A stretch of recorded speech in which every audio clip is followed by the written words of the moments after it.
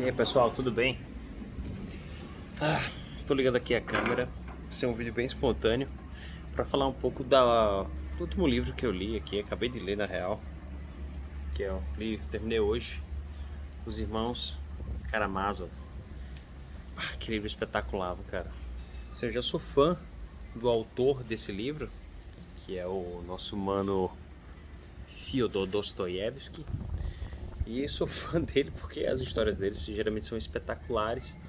E esse aqui, cara, que foi o último livro escrito pelo Dostoiévski, eu acho que colocou a cereja do bolo, sim. Já li algumas obras como Crime e Castigo, O Homem do Subsolo, Noites Brancas, mas Os Irmãos Karamazov é denso, você vê isso pela grossura do livro, né? Um livro com 901 páginas. E é um livro que você tem que ler. O objetivo desse vídeo aqui não é entrar em detalhes sobre a literatura de Dostoiévski ou sobre a profundeza dos personagens ou sobre a forma de narração da história, que é algo bem é, peculiar e bem característica do Dostoiévski. Não, é simplesmente dizer o porquê ler esse livro e talvez incentivar a quem gosta de literatura, para quem aprecia literatura, se debruçar sobre esse livro aqui. Cara, o Dostoiévski aqui, falando um pouco do enredo, o enredo, né, é basicamente um conflito familiar dos irmãos Karamazov, principalmente dos irmãos para com seu pai, o Fyodor Karamazov, Fyodor Pavlovich Karamazov.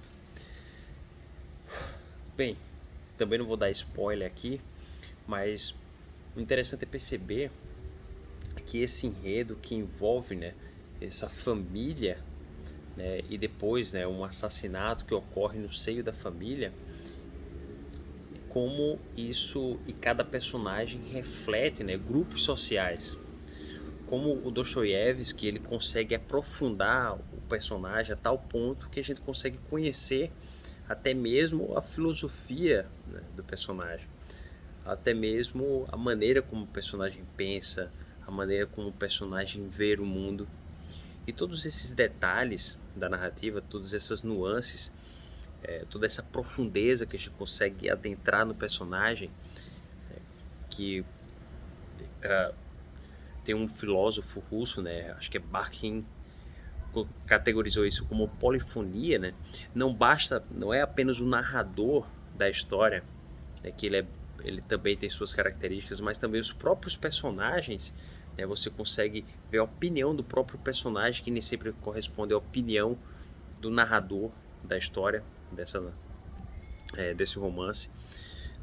Você consegue perceber o quão isso deixa a história rica. E como o personagem é tão ignorante quanto o leitor. Ou seja, quando a gente está conhecendo os irmãos Karamazov, o pai dos irmãos Karamazov, o narrador muitas vezes descreve, naturalmente, né, os personagens, mas os personagens também se autodescrevem. Nos diálogos, que geralmente são diálogos longos, os personagens conseguem explanar todas as suas crenças, todos os seus medos, todos os seus anseios. Isso deixa, digamos assim, um romance, né, muito rico, né?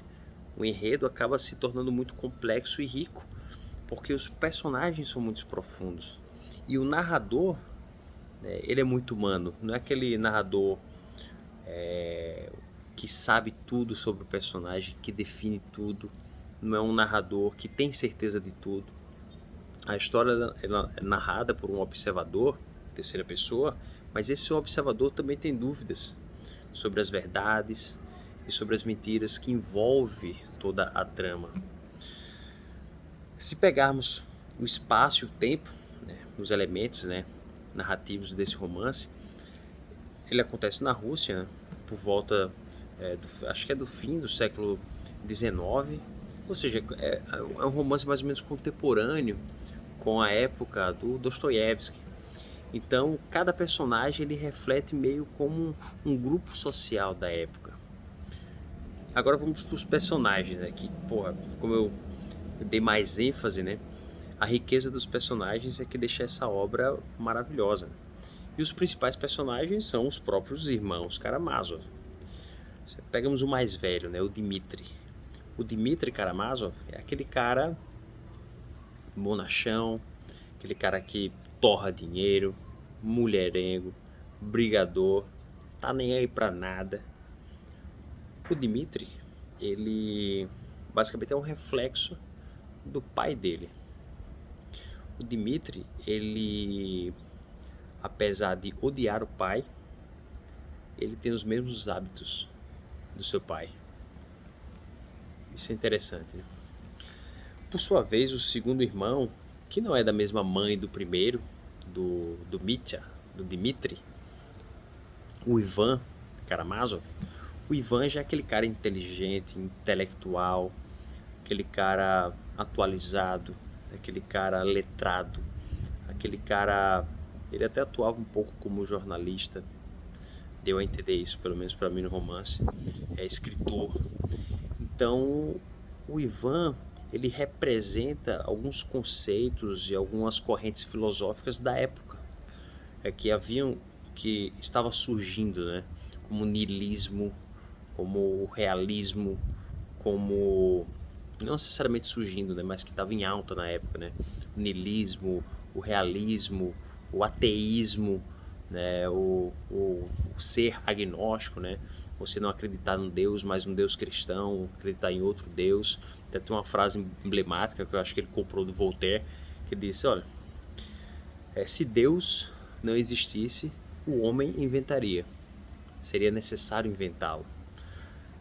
Então o Ivan, ele meio que fica em cima do muro, né, entre acreditar ou não acreditar em Deus, né, em acreditar na humanidade, né, se o ser humano ele é ruim, ele é cruel, ou se o ser humano, não, o ser humano ele é bom, ele faz o bem.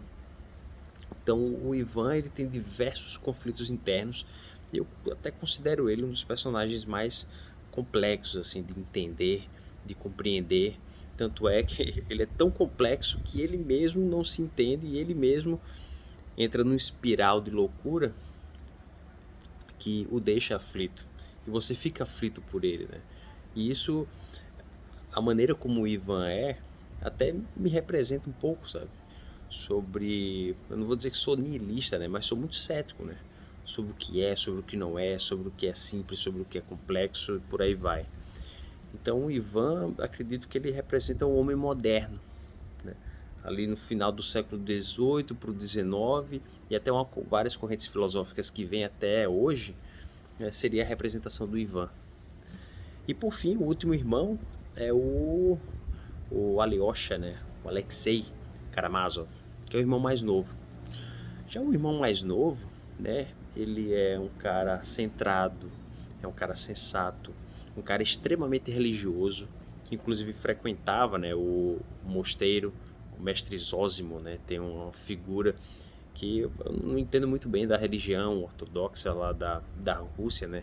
Como os cristãos lá, como é que é a hierarquia, mas o mestre Zósimo seria como se fosse o padre da região, o padre da cidade, né? Esse era o Alexei, um cara muito religioso, acreditava em Deus, tinha suas convicções a respeito do mundo, né? E muito do que ele via sobre o mundo era uma visão do cristianismo. Ele não é tão complexo assim, mas é aquele personagem que representa as pessoas que de fato são religiosas, né? Que têm muitas certezas, né? E talvez por ter essas certezas baseadas na religião, né? Que existe um Deus, que existe uma vida após a morte, né? Que o, o, o Jesus Cristo veio da terra para nos salvar, né? Que deu o seu sangue para salvar a humanidade, ou seja, essa noção de bondade, né? E que a gente deve seguir o exemplo de Jesus Cristo. O Alyosha, o Alexei, ele tinha todas essas convicções, diferentemente dos dois irmãos, né? O Ivan, por sua vez, não, achava que tinha suas dúvidas a respeito de Deus. Na verdade, até poderia considerar que Deus era maldoso, porque se ele tinha todo esse poder, por que ele deixava acontecer tantas atrocidades na humanidade? E tem um diálogo espetacular, né? Do Ivan, que é o irmão do meio, que tinha uma visão, não vou dizer que ele era ateu, né? Mas tem uma visão muito crítica sobre a religião. E o Alyosha, e o Alexei, que era o cara religioso da família. Esse diálogo deles, que é um espetáculo, é meio como um diálogo que você tem com um amigo, né?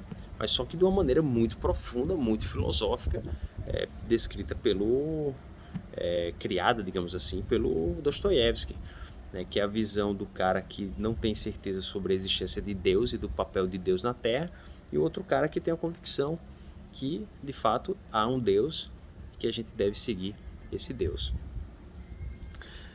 O Dmitri tava nem aí pra nada, né? Ele não tinha convicção nenhuma, não sabia se acreditava em Deus, se não acreditava em Deus.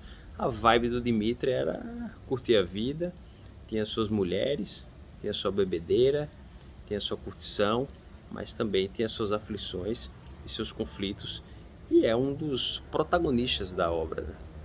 Ele que protagoniza, né, principalmente o do meio para o fim. O Dmitri é um dos pilares ali centrais, né, da trama que envolve, né, a história dos irmãos Karamazov. Portanto, por que ler, né, os irmãos Karamazov? Depois de tudo isso, né, de falar um pouco do enredo, do espaço, do tempo, um pouco dos personagens, eu vejo que a leitura dos irmãos Karamazov é uma leitura sobretudo filosófica, porque cada personagem ele tem a profundeza de cada personagem, você se aprofundar sobre a humanidade. Acredite ou não. Você lendo os Irmãos Karamazov, basicamente é você tendo uma leitura do ser humano, né? Cada personagem representa um tipo de ser humano, né? Que se replica, né? Querendo ou não, o ser humano às vezes ele é muito previsível, né? O ser religioso, o ser ateu, o ser bonachão, boêmio. Então, mas só que a profundeza como Dostoiévski põe isso, muito vinculado, né, a teorias filosóficas, né, expostas, né, às vezes de maneira direta, ou às vezes de maneira indireta, é que torna esse livro tão rico e tão interessante de ler. Então, o último livro do ano, Os Irmãos Karamazov, fica aí a sugestão. Forte abraço.